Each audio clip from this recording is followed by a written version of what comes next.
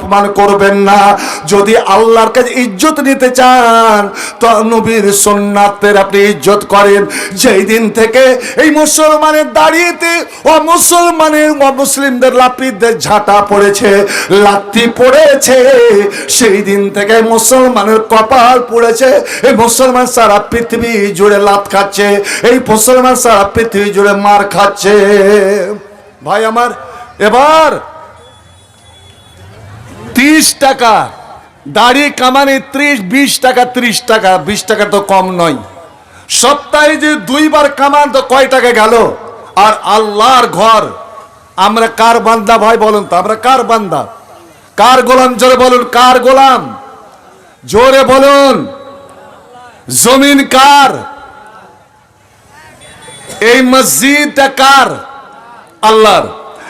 এই ধন মাল টাকা পয়সা জমি জায়গার মালিক কে? জোরে বলুন, আল্লাহ। তো আল্লাহ, আপনিও আল্লাহর।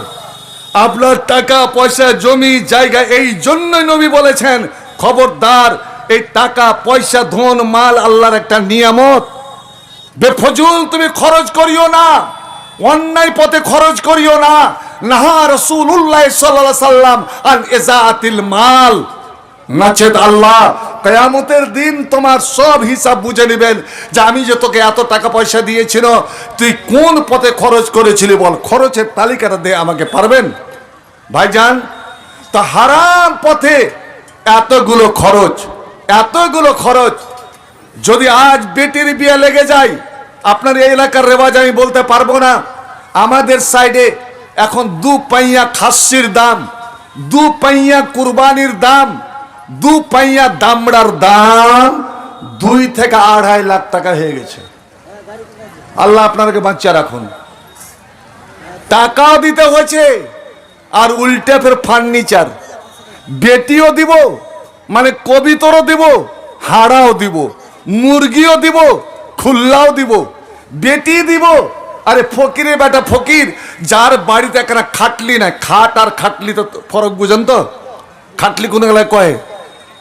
খাটলি ওই যে আগে এক বেটিকে দিত ছোট গলা ছেলে পেলে হতে গেলে, তো খাটলি নাই, আর ওকে দেন ছাপ্পর খাট। যার বাড়িতে বসার এখানে মাইচা নাই তাকে দেন দামি 2টা চেয়ার। যার বাড়িতে বসে খাবার এখানে সোপ নাই তাকে দেন ডাইনিং টেবিল। আল্লাহ, যার বাড়িতে একটা আয়না নাই মুখখানা দেখার জন্য ওকে দেন ড্রেসিং টেবিল। আপনার দিকে আছে এগুলা রেওয়াজ? কি থাকলে কইয়েন না। এক বাড়িতে গেছি জাগির করতে, তো এমন সব পেশাবের বারাত হয়ে গেল, কই যে একটা দাও তো, পানি দাও তো। তো লোটাটা নিয়ে আসছে, চিলবরের লোটা, তো গোটা শরীরে ঘা, কত দিনকার জাল্লা রে আল্লাহ রে। হ্যাঁ, দেড় যে মুরগিতে হেগে রেখেছে, ছুঁইতে ইচ্ছা করে না যে এই লোটার পানি থেকে পাক হওয়া যাবে বে। আর ওই বাড়ির বিয়া হলো, তাল্লা রে আল্লাহ, ওকে বলে কাঁসার বদলা দিতে হবে, এইটা নিয়ম। আবার যতই গরিব হোক, জাফতা লোককে খাওয়াবার জন্য প্যান্ডেল সাজাতে হবে। আপনাদের প্যান্ডেল সাজায় কি?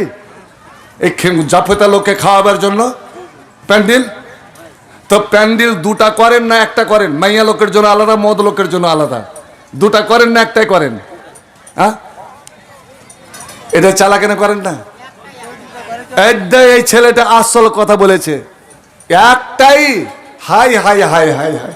আর ফের খাজিনদারি করবে মদ লোক। একটাই চেয়ারে, একটাই টেবিলে, একদিকে 2জন ছেলে বসে আছে আর একজন 2জন মেয়ে, ওদের আপসের মধ্যে কোনো সম্পর্ক নাই।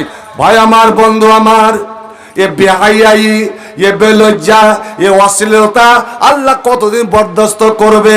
বন্ধরে আমার, মা বেটা, ভাই বহিন, বাপ বেটি, চাচা ভাতিজি, মামু ভাগ্নি, এরা একসঙ্গে বসে খাবে, খেতে পারে। স্বামী স্ত্রী একসঙ্গে বসে খাবে, এক তালাতে বসে খাবে। স্ত্রীর মুখে স্বামী, স্বামীর মুখে স্ত্রী তুলে দেবে, যেমন আল্লাহ নবী হযরত আয়েশার সঙ্গে করতেন। এই ছাড়া বলুন, পর পুরুষের সামনে মেয়ে ছেলে বসে খাচ্ছে, মেয়ে ছেলে সালে পর পুরুষ বসে খাচ্ছে। এত বড় এই আলে হাদিসের দ্বারা, এই আলে হাদিসের দ্বারা এত বড় বেদাত, এত বড় খোরাফাত, এত বড় হারাম কাজ হয়। আল্লাহ কেমন করে এই কমকে বরদাস্ত করতে পারেন বলুন? আল্লাহ আল্লাহ, হাজার হাজার টাকা, লাখ লাখ টাকা আমি অন্যায় পথে খরচ করে দিলাম। আর জুম্মার দিন যখন পয়সা উঠাতে গেল, খুব জোর তো খুব জোর, বেশি তো বেশি 5 টাকা, 10 টাকা, 10 টাকার বেশি নয়, 5 টাকার বেশি নয়। ওরে 2 টাকা, 1 টাকা দিতে আমরা লজ্জা বোধ করি না। চিন্তা করুন তো দেখি, আল্লাহ কি এত গরিব হয়ে গিয়েছে যে আল্লাহ আমাকে মালদার মাল দিলেন, যে আল্লাহ আমাকে ধন দিলেন, যে আল্লাহ আমাকে জমি জায়গা দিলেন, যে আল্লাহ আমাকে মসজিদ তৈরি করতে বললেন, আর আল্লাহ যে আল্লাহ ডেকে বলছে, হাঁক মেরে বলছেন, আনফিক ইয়া ইবনা আদামা উনফিক আলাইকা।